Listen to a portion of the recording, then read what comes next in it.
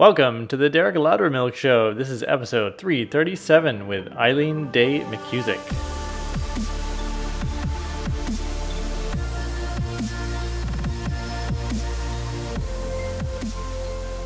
Today's guest, Eileen Day McKusick, is a researcher, inventor, writer, educator, and practitioner who's been studying the effects of audible acoustic sound on the human body since 1996. She's the creator of a therapy method called Biofield Tuning that uses tuning forks to detect and correct distortion in the human biofield. She is the author of Tuning the Human Biofield, Healing with Vibrational Sound Therapy, and the recent book, Electric Body, Electric Health. And before we recorded this episode, I wanted to experience Biofield Tuning. So I had a Biofield Tuning session with Eileen's chief international trainer, Jessica Luibrand, and it was incredible. It actually healed my left hip, which had been sort of tight and popping for many years and hasn't done that since. And the amazing thing was that it was totally remotely. I was in a completely different state when I had the session. So you're going to hear Eileen explain how can these sessions be done even when you're not in person. And one thing that Eileen is really good at is, because she's such a natural skeptic herself, if you take something like the human biofield and standing waves of biophotons and the electromagnetic view of the universe and electromagnetic view of biology, all these things are just beginning to be studied more in science. So in order to bring all these phenomenon that she's observing and studying and proving that they're actually working on people, in order to bring them out of the woo-woo, she had to get really good and concrete with how she speaks about them. So you will learn a ton because her explanations are so dialed in on all this stuff that probably you never really were able to conceptualize before. I certainly wasn't. Many of these things that sort of innately you know are probably true, but there's no good languaging for it. So she's a great communicator and storyteller. And what I love about this episode is that it represents another step forward in a tool that we can use to understand the universe, to understand our own emotions and our connection together as humans, but a modality as well that we can use to heal ourselves, to increase our performance. This is something that you definitely are going to want to go and try and check out for yourself. I've even recommended it to my own family, and they're starting to get Biofield sessions. And Eileen herself is just such a fantastic, curious explorer that is why this biofield, this whole field of biofield tuning was discovered in the first place. So I think you're going to love Eileen just as much as I do. So without further ado, here she is.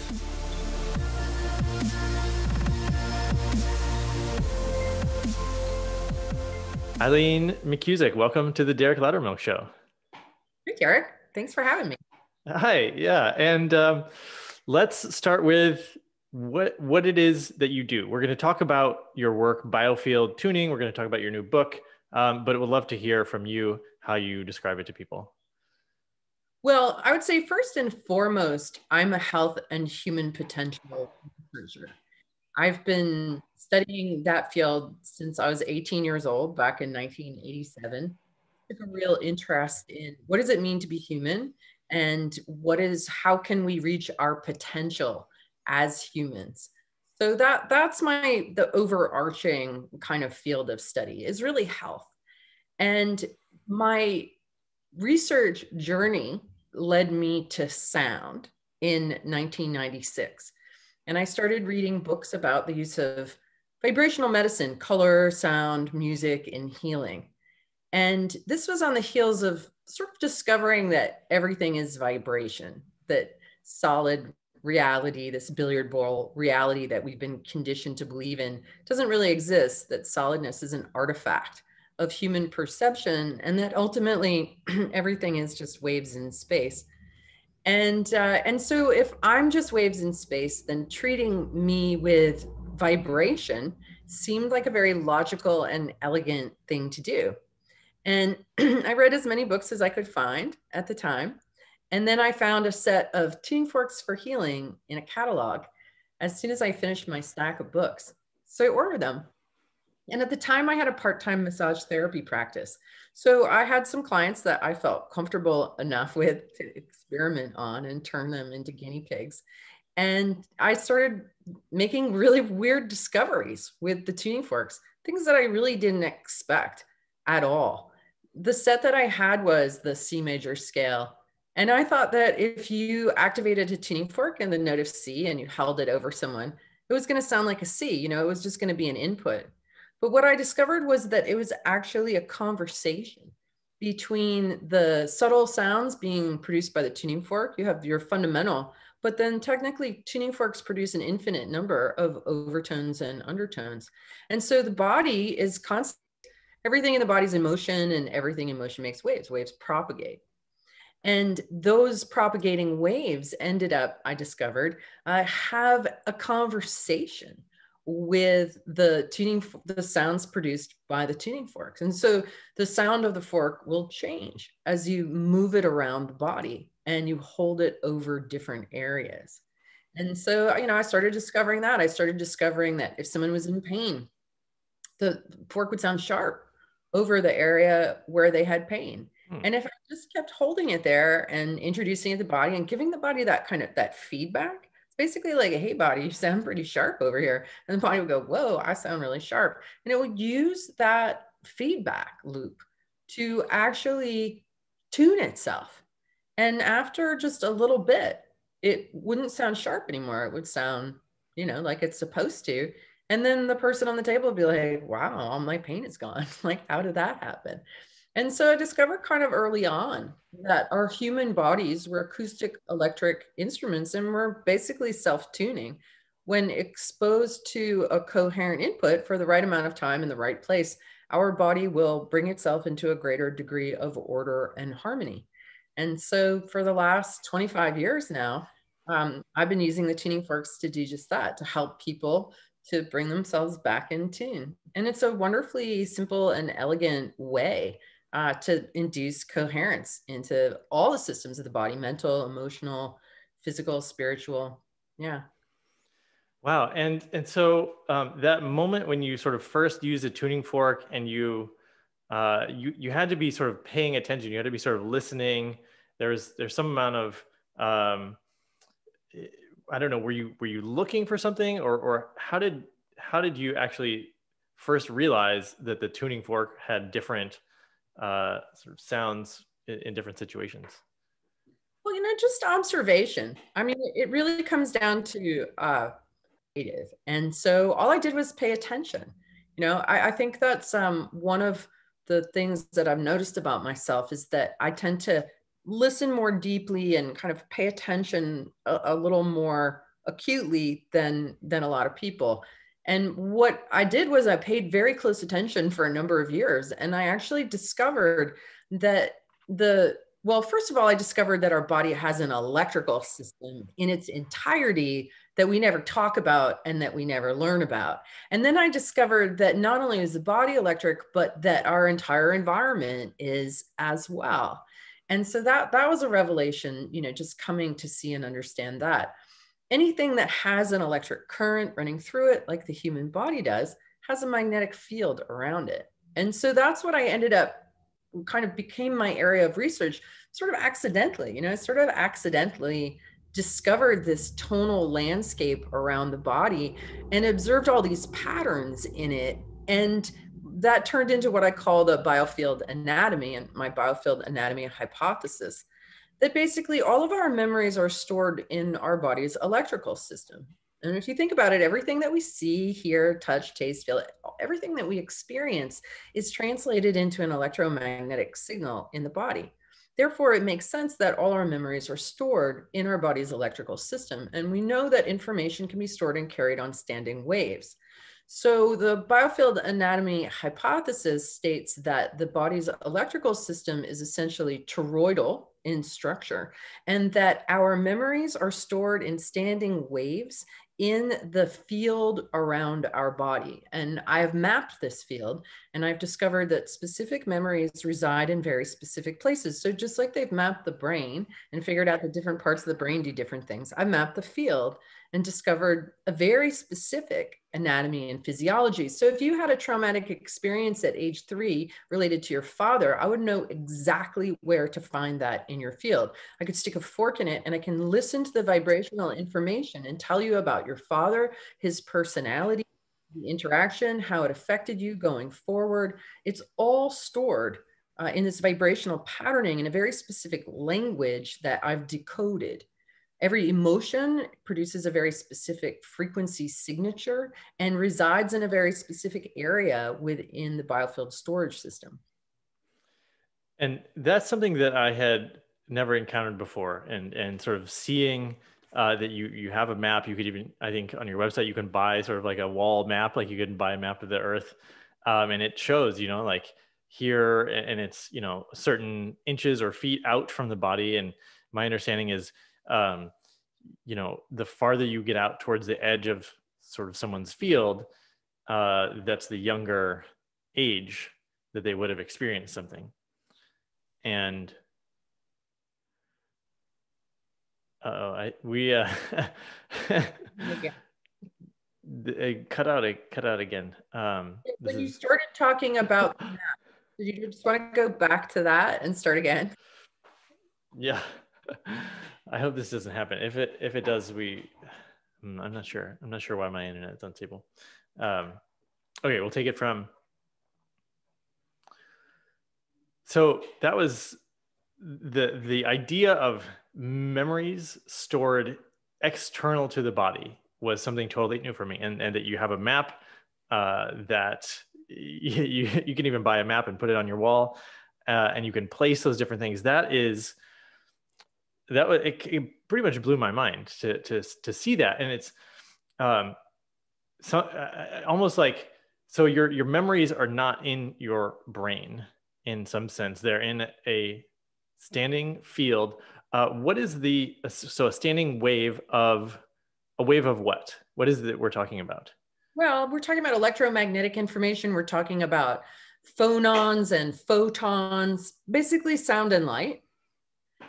Vibrational information across a broad spectrum of frequencies and amplitudes. So let's, I kind of want to understand because one of the paradigms that you're really shifting is sort of this mechanical, chemical, biological thinking about the body and thinking about it instead in electric, but we're also talking about photons here as well. So maybe you could touch on how photons and electric, how are they connected in this sense? Well, that's a really interesting question. And it's something that I don't think that we really fully understand when we talk about things like electricity, when we talk about light, when we talk about sound. I think that our understanding is really limited. Just for example, when it comes to sound, we're told that sound is a longitudinal wave. But whenever we see a sound wave depicted, it's depicted as a transverse wave. Like, what's up with that? Why does nobody ever kind of call that out? I mean, my observation with waves is that they all have both transverse and longitudinal properties. So light being no different, it has transverse and longitudinal properties. Basically came to the conclusion that really everything, whether we call it sound, and that's a tricky word because it has a couple different definitions. One definition of sound is frequency in the range of human hearing, which is about 20 hertz to 20,000 hertz. Another definition of sound is propagated frequent waves of any frequency, So there's a Vedic saying, Nada Brahma, all is sound. You could say basically what everything is vibrations in the ether. Fluctuations in the ether. So whether it's math, whether it's music, whether it's electricity, whether it's sound, whether it's light, regardless of what we call any of it, it's all movement through the basic fabric of life. What I use the term ether, but people use other terms for that. the concept of ether is one of the things that makes what I do difficult to understand, because most people are only educated into a cosmology that includes solid, liquid, and gas. But through my own research and discovery and curiosity, I discovered there are two additional states of matter: plasma and ether. And most of us don't learn too much about plasma, but most of us have heard that ether has been debunked, which is simply not true. It's simply not true.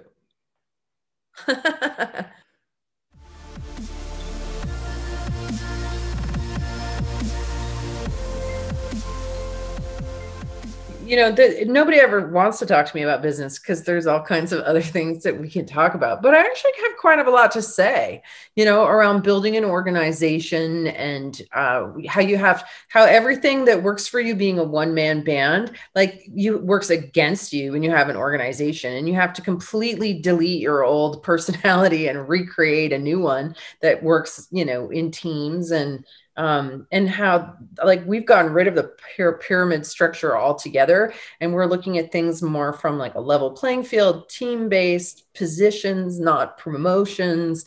Who are your points of contact?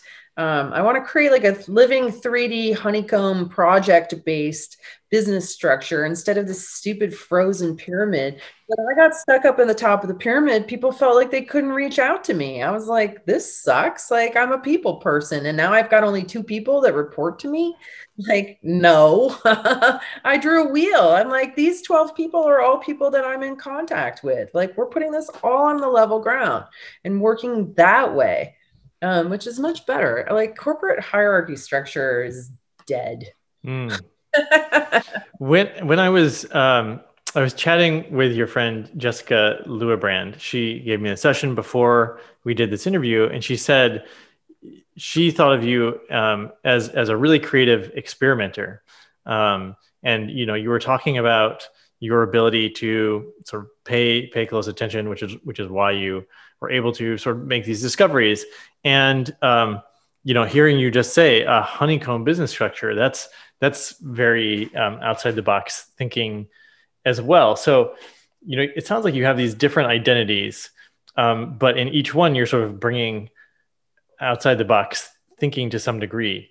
Is that intentional? Tell me about how you're able to do that. I think that, I think we know that kids and animals have really good bullshit meters, right? Mine never got disabled. Most people's bullshit meter gets disabled, and we're told lies and nonsense and bullshit, and we just stop trusting ourselves and our own perception of the resonance and ring of truth. So I'm really willing to question everyone and everything. It used to drive my mom crazy. She'd be like, you can't tell that child anything. She's got to figure it out for herself. I'm very skeptical by nature. I'm very, very skeptical. And everything that I look at, I'm always looking at, how can this be done better? How can this be more efficient? How can this be reinvented in such a way that it takes less time and costs less money? My mind is always geared towards looking for the simplest, easiest, most direct solution. Most people's minds don't actually work that way. I've taught many, many students over the years, and it's really obvious to me that many people make their lives more complicated and difficult than they need to. And as a consequence, they don't really get very far. My obsession with efficiency has enabled me to cover a lot of ground in a lot of different ways. It's funny you say that. I think we may be similar in that way. I had this job. I was working as a lab tech, and it was I'm kind of a big picture thinker like you, and just really was failing at that. But I ended up sort of systematizing the whole lab, making the whole thing more efficient, and accidentally bringing in lots of money from customers. Whenever I had the chance to talk to them, they would be like, oh, let's do this new sort of a round of testing or experiments that we hadn't thought of.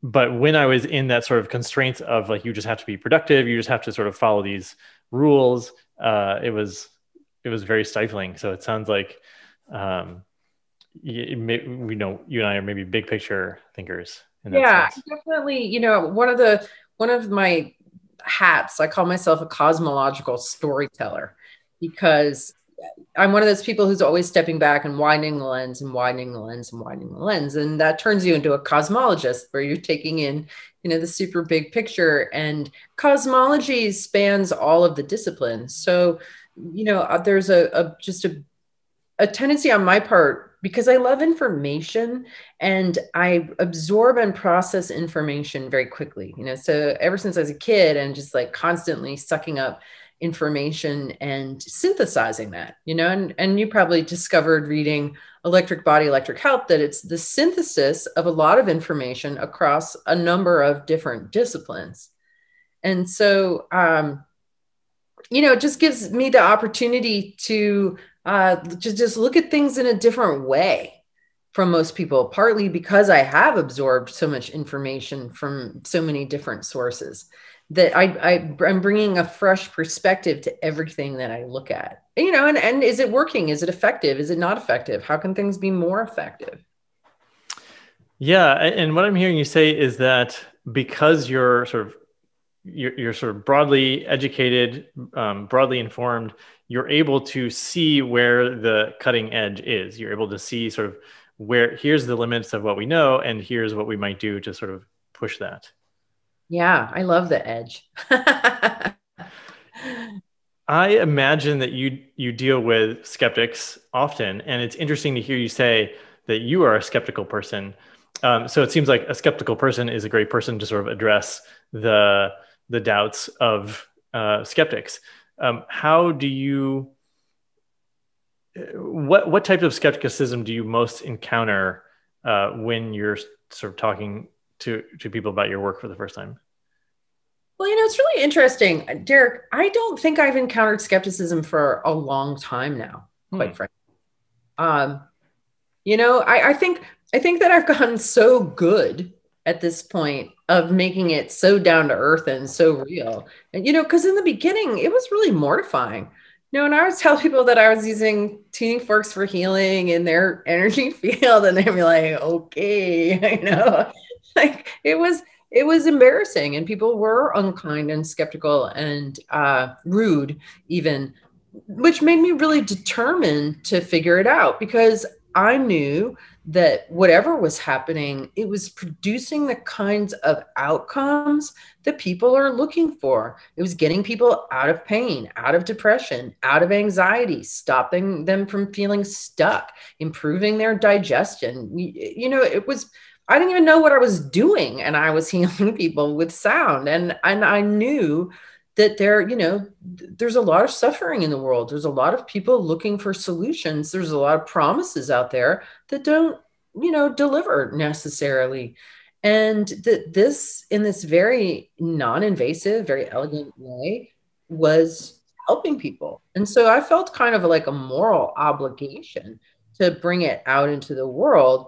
But it was embarrassing, it really was. I'm like, really? I was like, Source kind of made it clear to me that was my job. And my job was to, to explore and understand the biofield and therapeutic sound, get degrees, and to be involved in moving the whole science of the biofield forward. And I was like, tuning forks? Like, you want me to go out and talk about tuning forks? Like, really? Somebody said to me once, of all the woo-woo stuff that's out there, what you do comes across as the most woo-woo. And I was mortified. I was like, I'm the most logical, grounded, like left brain woman I know. I am not a purple wearing, crystal packing, new age person, and I really resent being seen that way and classified that way.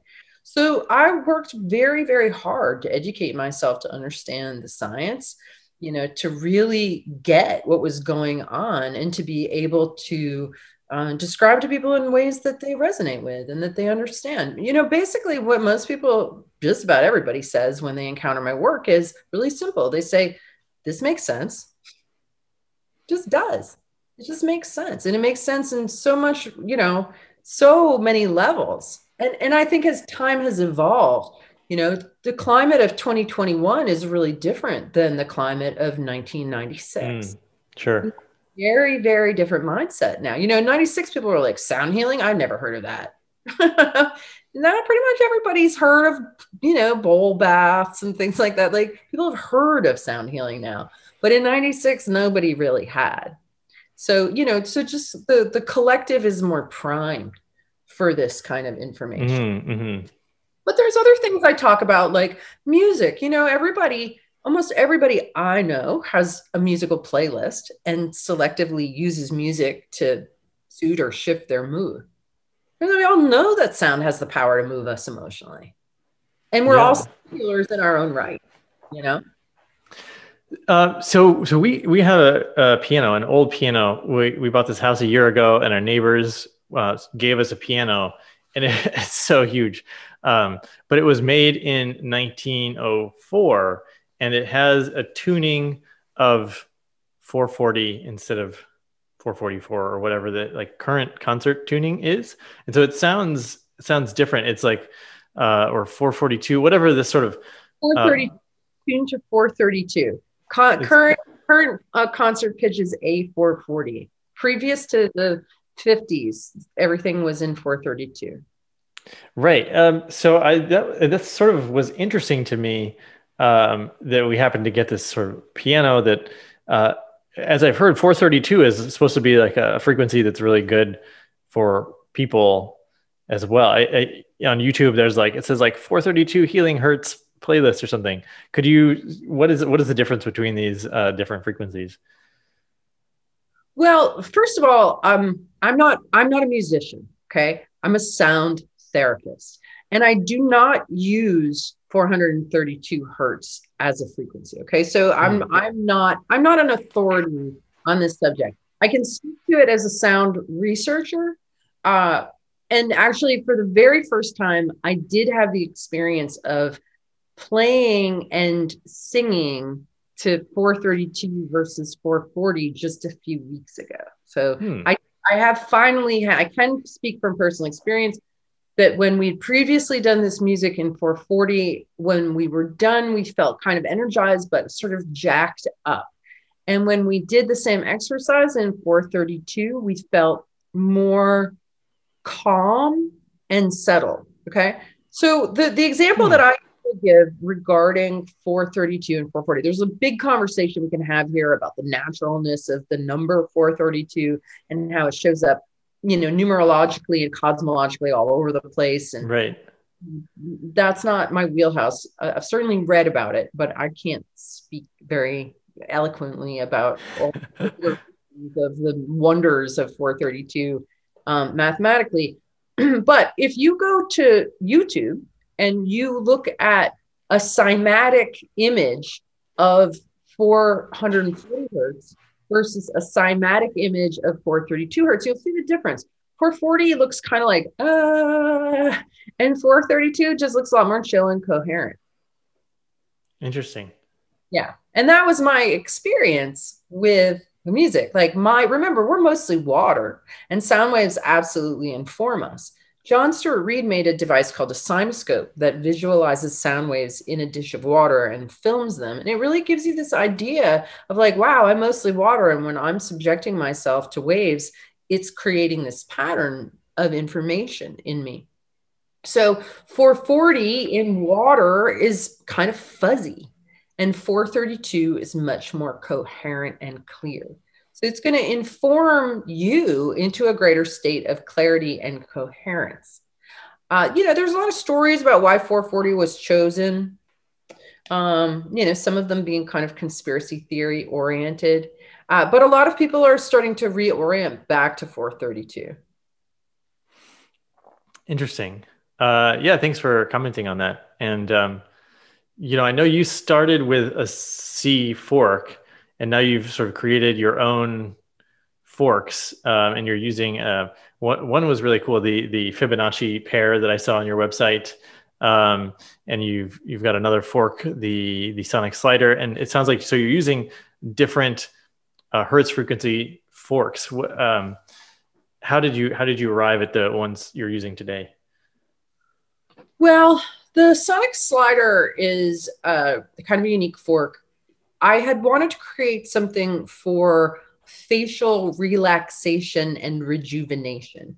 And I noodled around with numbers. I like to play just as a researcher. I like to think about different numbers, sacred geometry numbers, numbers related to natural ratios and that sort of thing. And so I came up with 5 different prototypes that I thought might be useful for that application.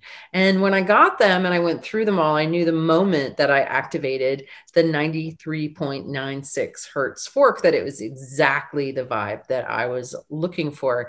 It's the 12th harmonic of the average frequency of the Schumann resonance. So the Schumann resonance is the Earth's electrical background, sort of radiant pulse that's going on continuously, the flow of energy from the surface of the Earth to the ionosphere, back again, all the electrical activity that's taking place creates this sort of continual rhythm that is present in the ionospheric cavity of around 7.83 hertz.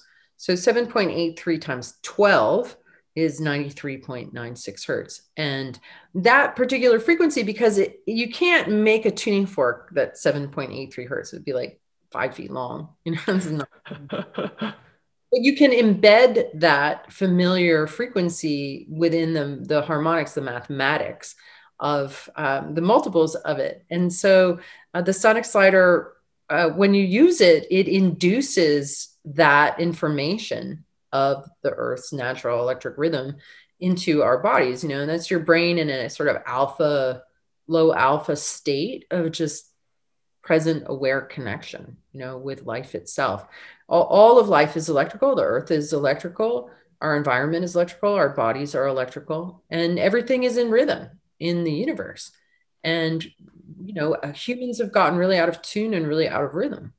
And we can bring ourselves back into tune and back into rhythm and back into this sort of cosmic order of harmony and flow. Like, it exists as a potential inside all of us in every moment. But most people are trapped in their surface waves of noise, static, drama, struggle, self-limiting beliefs, stories. There are people who are up in the surface noise in what Eckhart Tolle calls our pain body, and self-referring to their pain body, their struggles, their wounds, and that sort of thing, especially their limitations. When underneath there is this beautiful harmony that's completely connected to the cosmos and has never disconnected from it. I wanna follow up on that, but first I'm still curious about the 5 prototypes. Were they just different harmonics of the Schumann resonance, or were they not all, No, that was the only harmonic of the Schumann resonance. There are other ones. I don't recall now, that was a few years ago. I don't even know where those prototypes went. I was like not interested in any of the other ones after feeling this one. I did try to create a partner to it because I like to use forks together to create a binaural beat. Mm-hmm. And so I tried, I had a prototype made of the 11th harmonic and the 13th harmonic, and it was kind of like a Goldilocks and the Three Bears kind of thing. The 11th harmonic was deadening. When I used it on people, it just knocked them out. Just like, huh. And the 13th harmonic was like neurotic and high strung, and it made you feel kind of whacked out. Whereas, the 12th harmonic's like just right. And so I never could create, I was going to create like a slider sister to use in a pair, but the harmonics on either side were completely unusable. And so what I ended up doing was digging out the Fibonacci pair that I'd actually invented the year before. I'm always kind of inventing things and sort of leaving a trail behind me, and some things I like keep moving along with. And these are actually such cool forks. They're 89 and 144 hertz. They're the 11th and 12th position in the Fibonacci sequence. So they create a binaural beat with the information of phi, the golden ratio, the golden mean, harmony, order, beauty, truth. And when used together, they inform the etheric template of our bodies with the information of order. That's really cool. Let's go down this rabbit hole for a second. So first, let me show you. I have the Fibonacci tattoo, and I'm working with this idea, this theory about frames of thinking and how we could potentially shift into like right now we're thinking inside of a box. And I think it's partly because of our mathematics base 10 system, which leads to houses that are constructed like boxes and rectangles, and so many things are boxed in. But when you shift to sort of thinking in a sort of a spiraling manner, it's much more biological and it's more like the universe. It's nearly impossible to start thinking inside of a Fibonacci frame of mind. But one example is I just put these, I have a bicycle and I just put these sort of spiral ovalized chain rings on. And it feels, when you're pedaling, it feels so much more congruent, I guess I could say. So I'm just kind of putting this out there of could your Fibonacci tuning forks be sort of helping us get into sort of a frame of reference that's much more sort of natural and biological than sort of the boxed in way of thinking that's driven by our mathematics that we sort of that shape our world. Yes. I mean, everything in nature spirals, right? When we were talking about the nature of waves earlier, again, when it comes down to understanding sound or understanding light, actually, what sound and light both propagate spherically and spirally from their origin, their points of origin. That sound is a complex geometric information that is spiraling. So, like longitudinal wave, transverse wave, it's so much more than that, right? It's so much more than that. Everything is. And so as far as like our Fibonacci nature, the spiraling nature of life, blood spirals through our veins, everything spirals. And so, yeah, what is it? One of the great Native American leaders said, there can be no power in a square. And the idea that, that circles or all the world's a circle. Actually, Victor Schauberger, I don't know if you're familiar with his work at all. He was an Austrian park ranger who was very curious and studied water very closely. And he observed that water in nature traveled in these spiral pathways. And he made a bet with some people that water would travel faster down a spiral pipe than it would down a straight pipe. And they were like, nonsense. And it did. It came out the spiral path faster because that's the natural way that water moves. Isn't that cool? Yeah, I mean, I guess we all see that when we flush our toilets. Exactly. Yeah, wow.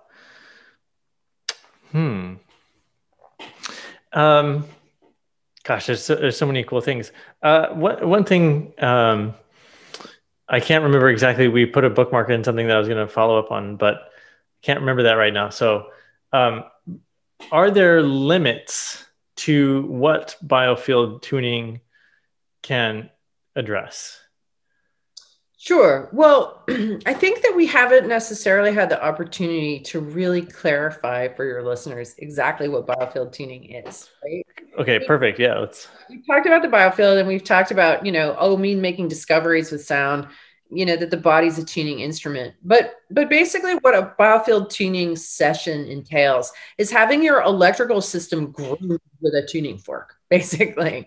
If I were to do a session on you, you would lie down on a treatment table fully clothed and I'd activate some points on your body. I use weighted tuning forks, the kinds with the barrels on the end. I made these little boot attachments to go onto them. I use them kind of like a stethoscope.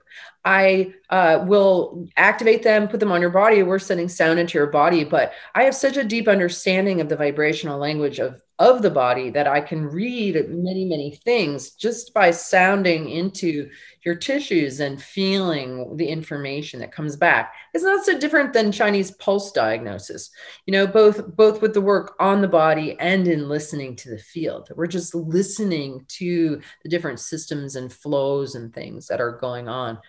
So then I'm going to determine, let's just say your right hip is hurting. So I'm going to go out to the edge of your biofield, which I'm going to find around 6 feet away from your body. We see the biofield as a torus.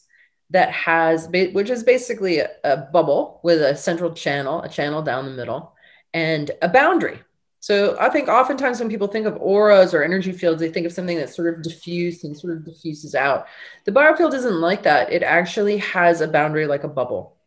And this is, you know, what holds our standing waves. Fractally, it's the same idea as the magnetosphere of the earth or the heliosphere of the sun, that electrical structures form these magnetic bubbles around them that are bounded with double layer plasma membranes. And so our human biofield is no different. And it's this boundary, just like the Earth's ionosphere traps radio waves and traps the Schumann resonance, our own boundary of our biofield creates the standing waves in our field. So I'll start at the edge of your field about 6 feet away. That's going to give me the information of gestation and then birth. And then it's like dropping a needle on an album and reading the vibrational record of your life. As I move through your field, the fork is going to change in pitch and volume and timbre and the sound that it's making. And I'm also going to have the experience of encountering resistance, which is a very odd phenomenon when you're moving a tuning fork slowly through space to actually all of a sudden feel like you are electromagnetically stopped in a certain zone. We get stopped in memories that were chaotic, that were traumatic, where you had inputs and experiences that made the needle that's recording the whole record of your life experience go all over the place. And very often in a traumatic situation, we hold our breath, we contract. And so the information of that experience and that memory is held in that specific area. So we might get to be around 10 and it's all snarled up. And I was like, wow, you know, what happened when you're 10? And you're like, oh God, that's when we moved. And and I'll be like, wow, and it was really hard for you. And you'd be like, yeah, man, that was a really tough time. And so we just kind of hang out, and you might notice that you've got, you know, wow, I'm actually feeling pain in my in my right glute while you're in that area. And then all of a sudden, like that muscle will let go and the resistance in the field will let go, and you'll take a big breath and you'll be like, wow, I didn't even know I was holding that tension, that I've been holding that tension since I was 10 years old. And now I just let it go. And now all of a sudden there's breath and energy and movement in this part of me that there just wasn't. And so I will go sort of systematically through your field, finding every place where there's resistance, where there's stuckness, where there's tension in the body. We'll just bring awareness to it. The body will use the sound to open up space. It's not so different than lithotripsy, where they use sound to break up kidney stones.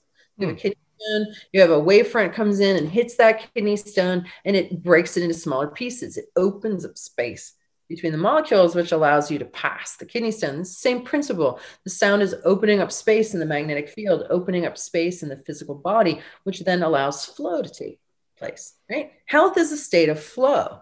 So the more biofield tuning you receive, the more of these subconscious blockages that are creating tension and lack of flow in your body, which then leads to inflammation. And inflammation is precursor to disease, right? But that's all happening in the body's electrical system. So we can access the electrical system through the magnetic field. Magnetic fields guide electric currents. Tuning forks produce a small electromagnetic charge, which makes them act like a magnet. So we manipulate and modulate the magnetic field, which then changes the way electric current is flowing through the body. It's really simple. I mean, basically, a body that is relaxed and breathing is going to take care of itself. It's fundamentally it's tension and lack of breath that creates the whole cascade that leads to disease. It's really that simple. And so this process is really just one of systematically getting you to relax. One of the key points there for me was learning the tuning forks create a magnet, and then you can sort of use that to move energy. Do actual magnets? Have you ever tried with magnets? Does that work? People do use magnets. You know, this is kind of like that goes back to Mesmer. People are familiar with Franz Anton Mesmer, who back in the 1700s was doing this with his hands. He was doing it with iron rods. You know, he called it animal magnetism, and he was ended up being punished and derided as a fraud. But Mesmer was doing the exact same thing that I'm doing. You know, finding blocks in the magnetic field and figuring out different ways to get them to move. The body would then like have a healing crisis, and as it would expel what had been held in the blueprint is no longer in the blueprint. Therefore, the body goes, wow, we don't need this in the cells anymore because it's not in the blueprint. And it kind of kicks everything out into circulation. And you have to deal with this. You have a healing crisis. But, and like what I said earlier when we were off air was no different than shamans beating drums or shaking rattles around the body. It's manipulating the magnetic field in order to shift the way that electricity, the story, is happening in the body and in the mind. People get stuck in patterns of dysfunction. It can be just set back into motion. You're like, it's just waves in space, dude. You don't need to be attached to it. Like, let's go into What implications, if any, are there for when you're out in public and you have a field that's around you, and then you're in a tight space with other people and your sort of field bubbles are then overlapping, right? So you have maybe some standing waves and they have some standing waves, and then they're sort of passing through each other, perhaps. Like, what can you talk about that? I mean, we absolutely feel each other's vibes. A lot of things, there's a lot of things that we're not told about our biology. And here's one of them that I think blew my mind when I first came across it. It came from Bruce Lipton in the book, The Biology of Belief. That was the first place I was exposed to it. It's like paradigm busting, this little fact alone. We've all taught that the way that cellular communication happens in our body is through this lock and key chemical thing of like chemicals getting in and out of cells. Every single cell membrane has little antennas on it called primary cilia that house structures called microtubules that are antenna that are constantly sensing into the vibrational information that's being sent from the cells around it and the rest of the body and the environment as well. Not only is it receiving information, but it is continually transmitting information as well. Everything that's happening in our body is happening through light transmission and information. It's not happening through this super slow chemical thing. Like, yeah, that's part of what goes on, but the bulk of what is happening, if you look at any high level athlete and the way that their body is moving, it has to be faster than light speed. So that's what's really going on, is this vibrational communication system. And it's through these little primary cilia, that I sense your vibes. I can tell from across the room whether I dig you or whether I don't, just by, your vibe. And if I'm hanging out with somebody, like I was with a friend the other day who's having a really hard time, and they were kind of like losing it and yelling, right? And I'm in their space, and I wanted to let them vent because they needed to. But by the end of it, I had a stomach ache. It's like, that hurt, right? Because all of that really strong energy is coming into my body. My little antennas are like doing this, like, you're not really wanting to see, right? So I went into a state of tension. Imagine if you grew up around a dad who's an alcoholic or a rageaholic who was like always yelling like that. What's going to happen to all your little antenna? I'll tell you what they're going to do. They're going to do this. They're going to buck up and pull in, and then your bandwidth of perception is going to be way less than it actually has the potential to be. I really noticed that. I have a 2-year-old and a 4-year-old kid. And when they're even just enjoying themselves, but screaming a lot, I notice how it's just changing my own field, I suppose. And it's just, you get to a point where you're like, okay, I'm full. That's too much. I have to leave. Yeah. So just a little bit more about influence, again, because we're taught into this like chemical mechanical way. We talk about being attracted to people's pheromones or, the chemistry.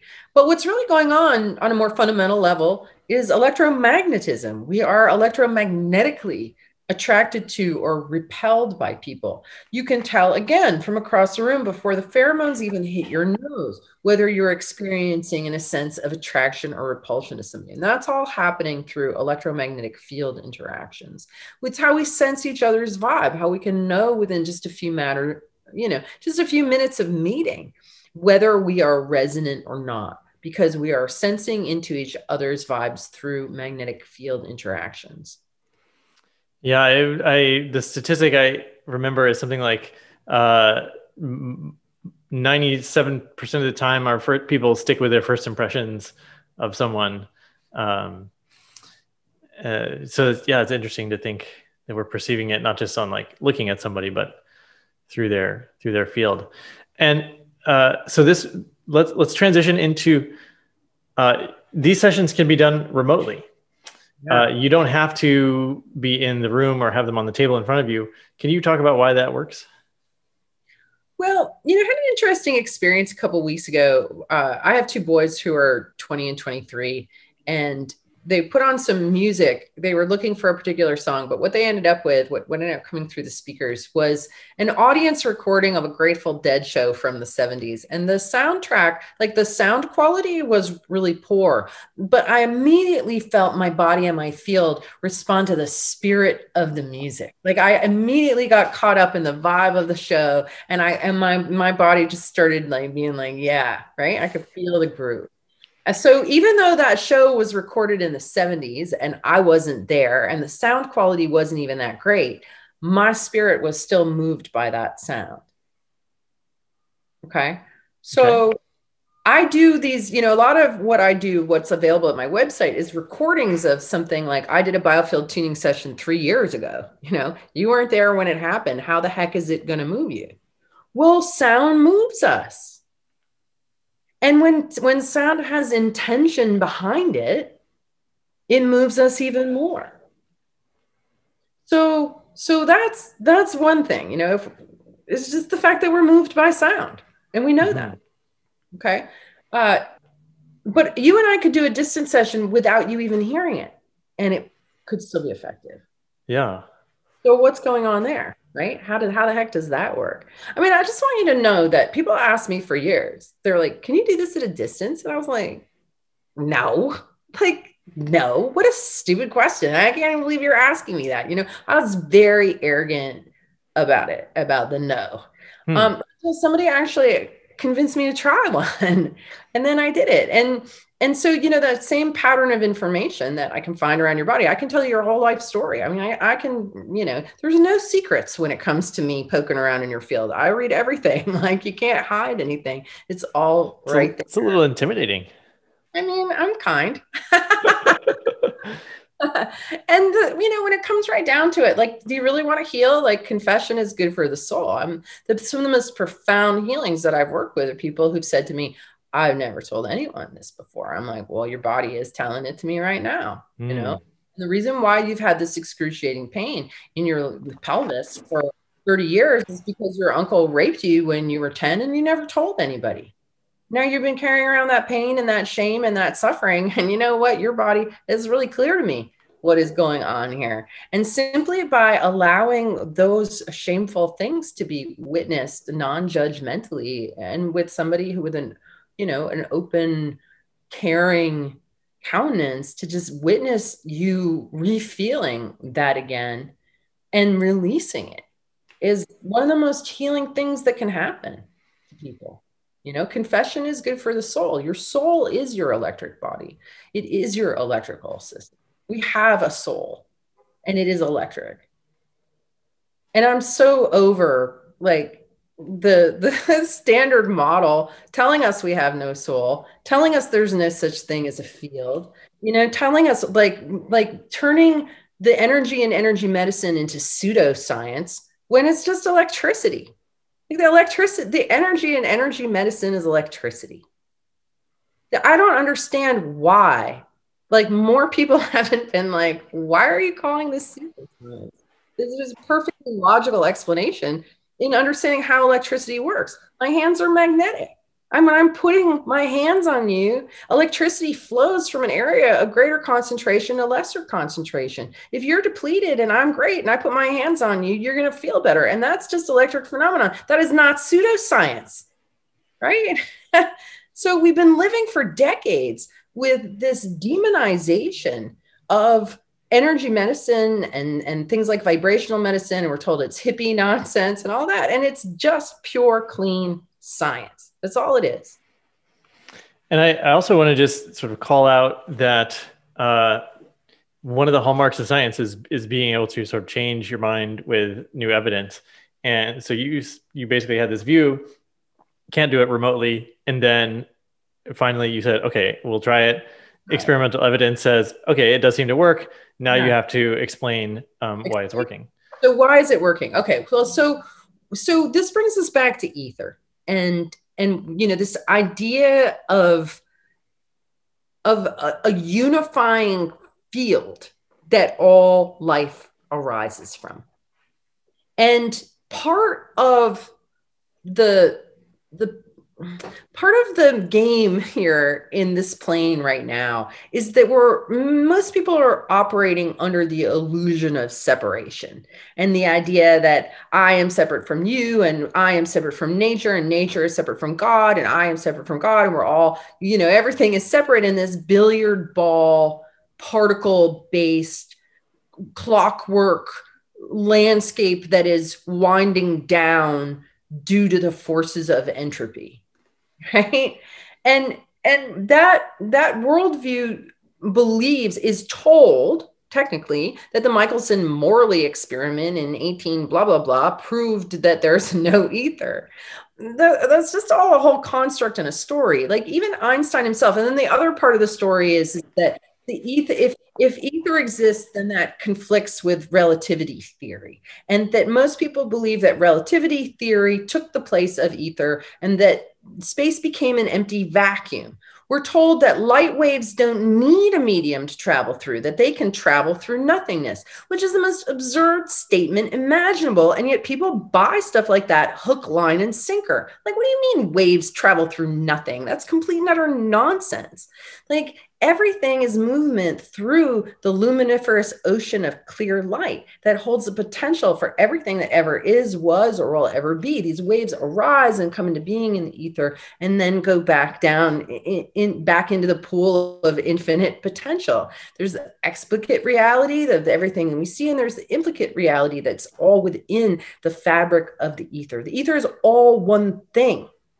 All of creation is all one thing. We know we can't reconcile the forces of nature and things don't behave. And we're told so much garbage and nonsense. It's so simple and so elegant and so connected. And they throw up all this smoke and mirrors and confusion to stop us from seeing the essential unity of all things. And so because it's all one thing, this little bit of ether right here contains everything, information, everything that ever is, was, or will ever be is accessible right here, also called the Akasha, and the reading of the Akashic records. So I can pluck the file that is you, Derek, out of the ether, and I can put it on my table, like taking out a book at the library book or clicking on a Google Doc. It's like you and I editing a Google Doc. You're wherever you are and I'm here, but we pulled up the same file and we're working on it together. That's the nature of the ether. It records every single keystroke of everything that ever is, that ever was, is in the ether.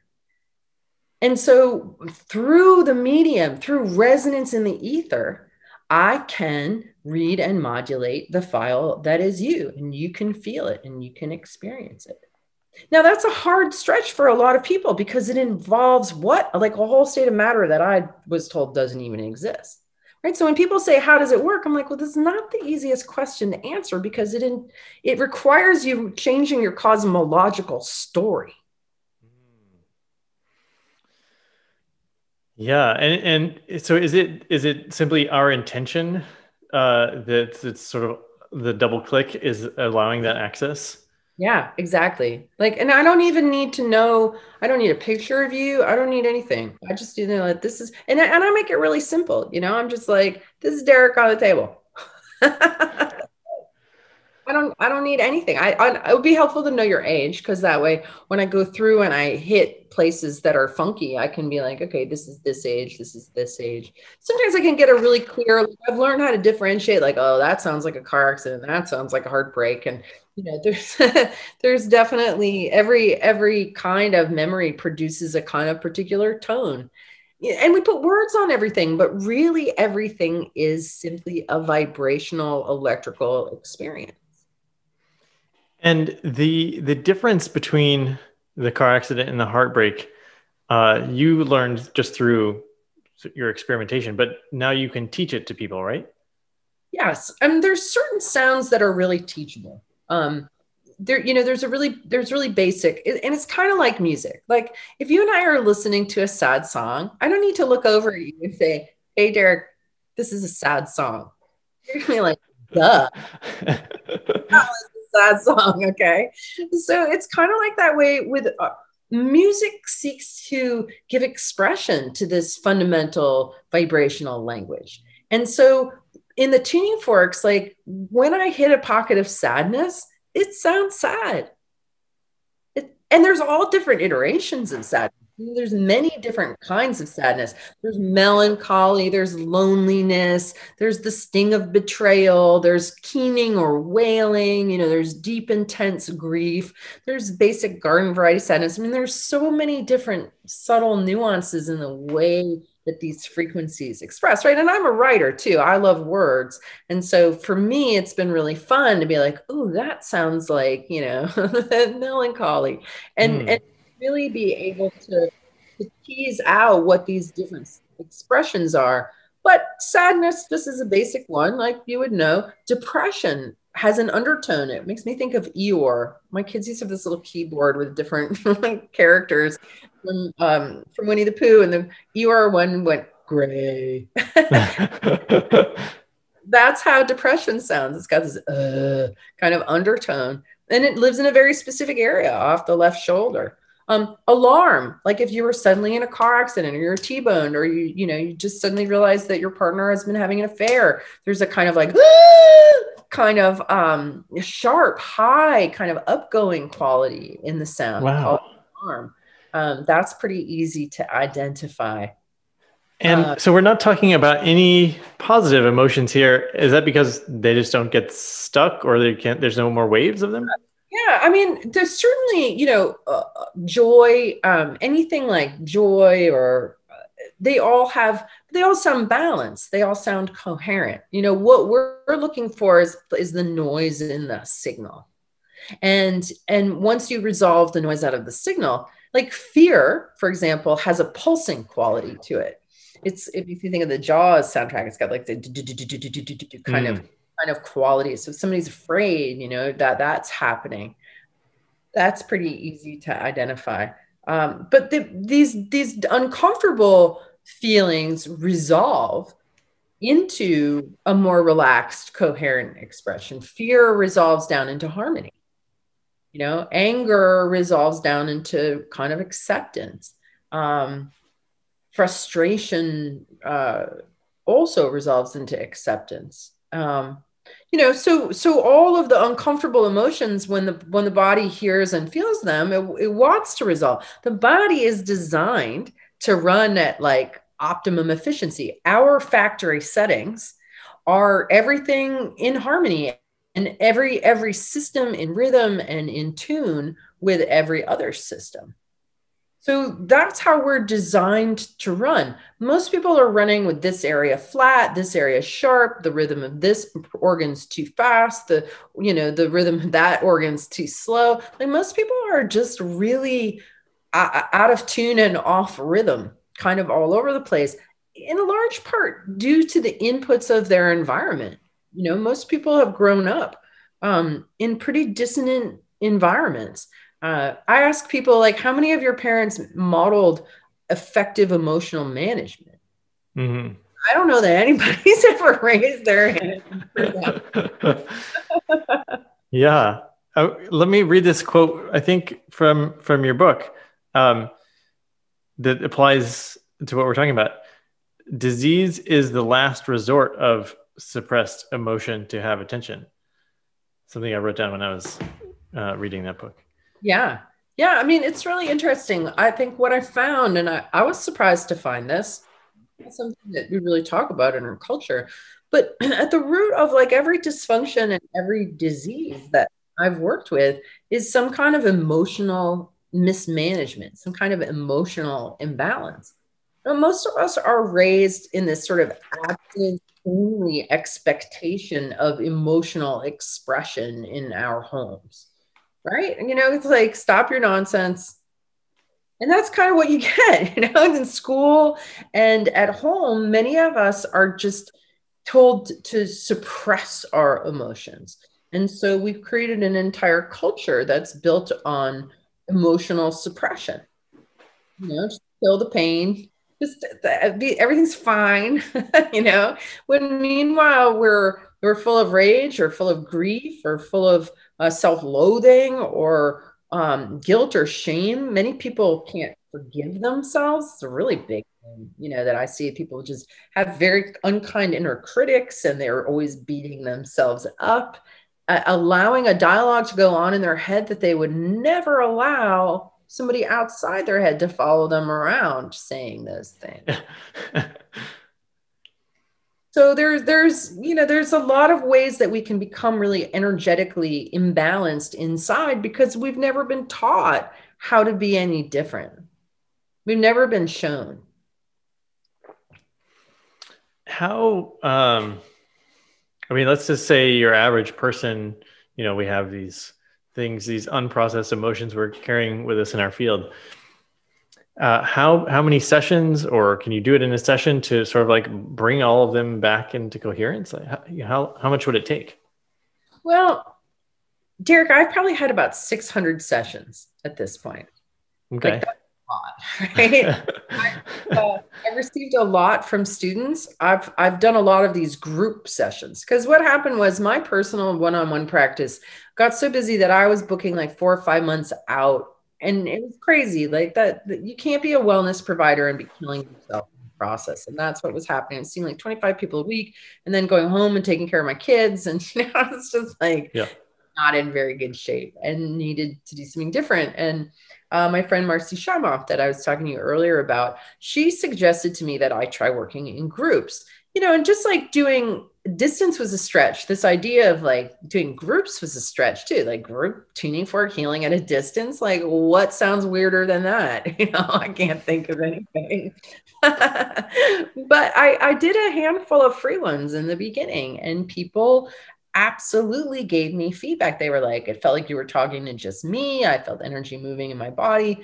And so this was a much more efficient and affordable way for me to deliver this kind of healing to people. And so I've done hundreds of these group sessions on all kinds of topics, and they're at biofieldtuningstore.com. Some people, it's something I would ever do. I personally would never go lie down and listen to an hour of a tuning fork recording to feel better. I just wouldn't do it. I'm surprised I even created them, honestly.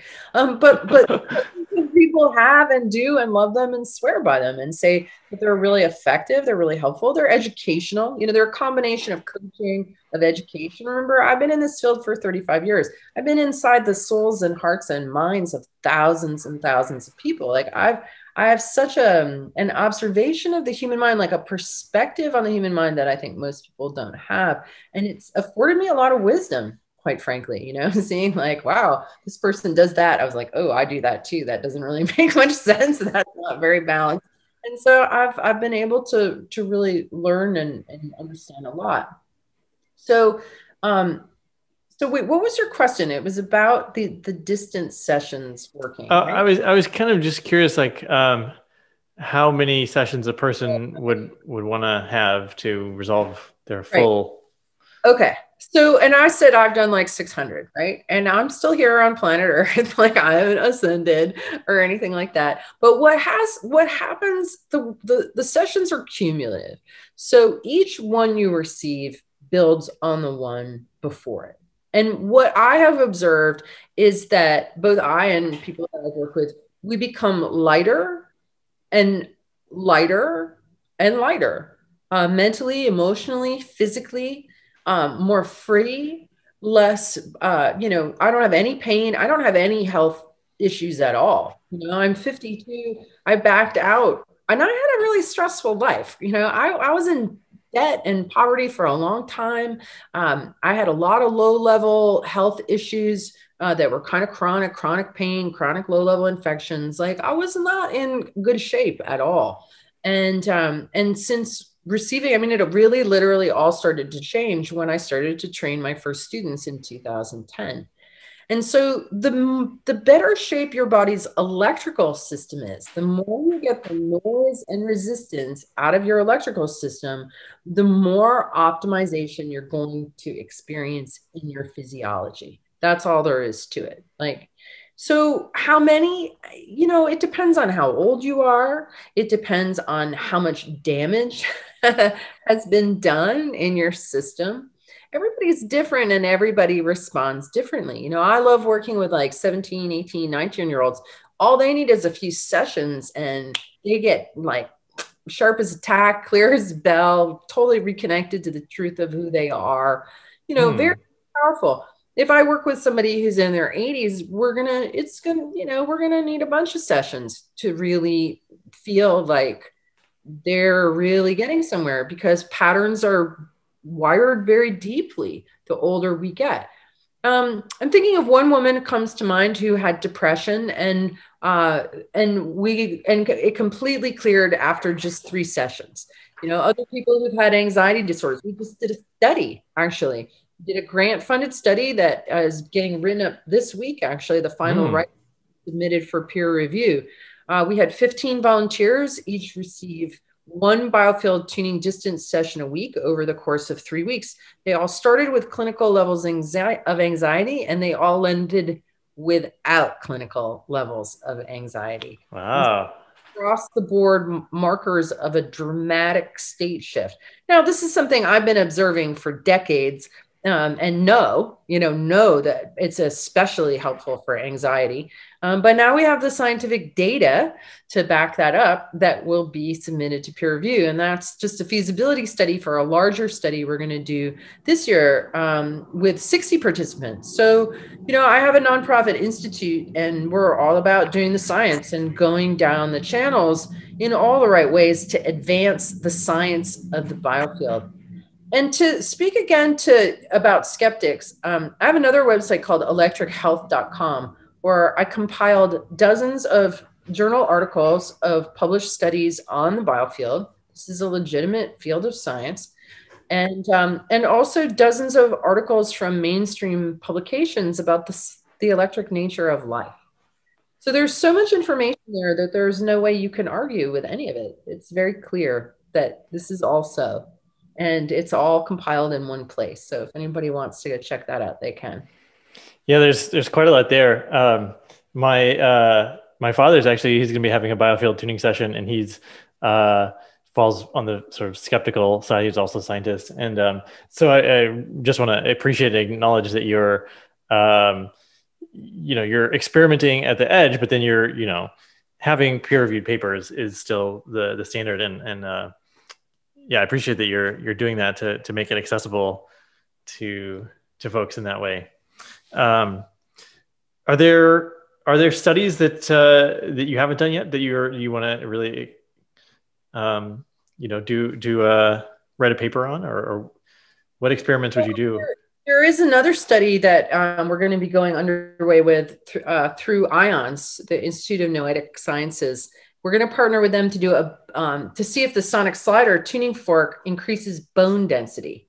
And we're going to be partnering with a bone density scanning lab in Chicago who's going to recruit low density patients. We're going to put a sonic slider in all their hands. And I have a 21-day series. So they're going to have them go through the 21-day series twice, get a bone scan at 21 days, and then another bone scan at 42 days to see if using the sonic slider regularly increases bone density, which could be really super cool if it does. I mean, that's my feeling sense, and my observation is that it does in the absence of scanning equipment.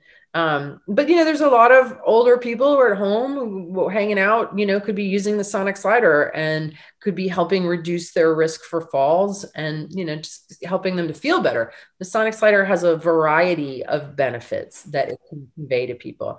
And so I'd like to do more studies with the sonic slider. I think that, that it's a great tool for introducing vibrational medicine to the masses, because you feel instantly better when you start to use it. You notice that you relax right away. You notice you breathe. Many people have discovered it helps to relieve pain and all kinds of stuff. So it's sort of an easy sell, to introduce people into what is possible in the world of vibrational medicine. Yeah, this is so cool. And, I still have lots of, lots of notes and places we could go, but I want to be respectful of your time. Perhaps maybe we could say for people that want to think about sort of raising their battery, raising their charge, if you were to start thinking electrically, where should people start in terms of how they can improve their health? That's a good question. Well, the first and foremost source of electrical juice that your body runs on does not come from food, because you can go, some people go months without food. I'm friends with some people on Facebook that don't eat at all. It doesn't come obviously from liquids. We can go days without liquids.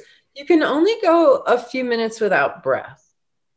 And so this is another kind of way of switching your thinking from thinking chemically to thinking electrically. The oxygen molecule has 4 free electrons that bind to the hemoglobin in our blood and electromagnetically. And it's these electrons that get dropped off at cells. And so anything that you can do to breathe more deeply, more fully, more freely, more joyfully, more gratefully, more enthusiastically is going to raise your voltage. It's making me think of Wim Hof and his Wim breathing. Hof. Totally. Like, go follow Wim Hof, you know, go, there's so many videos, there's so many different things you can do. But, you know, in the absence of any of that, just notice when you're holding your breath. So many people just hold their breath. They take a breath, you know, they're just not breathing regularly. Or you might be breathing really shallowly and not fully at all. And that's the case with a great many people. And so this is what Biofield Tuning does, is it unlocks these subconscious bindings that are limiting your breath. I noticed in my session, Jess was saying, okay, now make sure you're breathing, or I would notice that she was breathing at certain moments. Yeah. You know, it's super key. Like, to me, that's the essence of it, is unlocking our spirit and liberating, you know, the degree of freedom in our breath is reflective of the degree of freedom in our life and in our mind and in our body.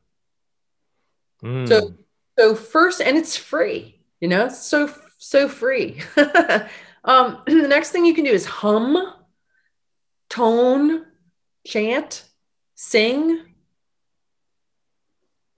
That's all free. And that will raise your voltage. Humming especially just creates a vibrational resonance in your bones that makes electricity. I'm thinking of when I had kids and I started singing to them at bedtime. I never sung consistently before. Obviously, I'm a podcaster and I'm speaking, but there was something that sort of changed and I never could put a finger on it when I started singing consistently. But it was like a level of sort of ease and expression that I hadn't had before. Well, you know, singing is a very joyful, it's a very potentially very joyful experience, especially singing with other people. It can, you know, if you've ever been in a band, there's something, or in a choir or anything like that, there's something about the experience of making music with other people that jazzes your cells like nothing else. You know, aliveness goes. I met Herbie Hancock a few years ago, and I knew I was going to meet him. I was waiting for him to come across a hotel lobby, and I looked on, you know, Wikipedia is 82 years old. I'm looking for an old man. He walked past me. I didn't even recognize him. The guy looks 50. He looks 50. Like, Herbie Hancock is like electrically healthy, is an incredible example of how music improves and increases our voltage and our health and our longevity. Absolutely. So you're saying that the jazz can jazz up our cells? Yeah, jazz. I mean, I think any kind of music. You know, he played a 2-hour concert, and at the end of it, he pulled out this guitar, right? It's a hybrid keyboard guitar. And he was jumping up and down on the stage with it like a 19-year-old. Wow. I was sitting there with my jaw hanging open. I was like, oh my God. Like, I'm going to be like that when I'm his age, you know? So amazing. Yeah. Fantastic. Is there anything that we haven't touched on that you want to make sure people know? Well, I'd like to let people know that we have wonderful biofield tuning practitioners all over the world. That, you know, if you're feeling like, wow, I want to check this out, I'd love to try a session, don't ask me. but you can, you know, I've trained many wonderful people. Everybody's learned how to do it at a distance. And, you know, distance is the only way I receive sessions. Like, I got one yesterday. I don't need an in-person one. I absolutely, and sometimes I almost think that the distance ones can be more powerful than in person, because you're just so focused on what's going on. So be open-minded to that. And there's also, the sessions, the recorded sessions on my website. This is a wonderful practice to learn and to give to people, because it is so helpful, and it's a very intimate practice. If you're a people person and you really do love people and you really do love helping people, this is an efficient, effective way to get right into whatever it is that's ailing people and help them pretty quickly, and really connect to them, to really hear people and really see people and really help them. So it's a super, super gratifying practice to do. And we now have full training online. 2020 forced us to go from in-person classes to online. And so as of the summer, we'll have the second stage of our training that will be available. So that's an option. And then also, if you haven't checked out Electric Body, Electric Health, I'd love it if you could. There's a lot of cutting edge information in that book that you're probably not going to find anywhere else. Yeah, the beginning of the book was very helpful. You brought a lot of research together there, so definitely recommend it. Just left you a review this morning on Amazon, and I'm excited to get a fork myself and start playing around and to really experience it from the end of the holder of the fork. Mm-hmm. Yeah, and that's more. There's a whole store of tools. The Fibonacci forks, the sonic slider, the other forks that we use. We have kits, so we sell a little kit that's got instructional videos, all the forks. Like if you want to become a practitioner, then you have to start with the kit anyway, and that gives you enough information to get started working on friends and family right away. And people work on their pets and their plants and their parents and their kids, and it's surprisingly easy to learn. It's not a very complex process at all. And people are always sort of universally surprised and delighted, when they're moving the fork through the field and they find resistance. Yeah. I can imagine that. Yeah. Okay. Very exciting. Eileen, thank you so much for coming on the show. It's been fantastic. Just appreciate that you're doing this work, pushing boundaries, explaining it, bringing healing to so many people, and just keep going. I will. Thank you, Derek. Thanks for having me. Thanks. Bye-bye.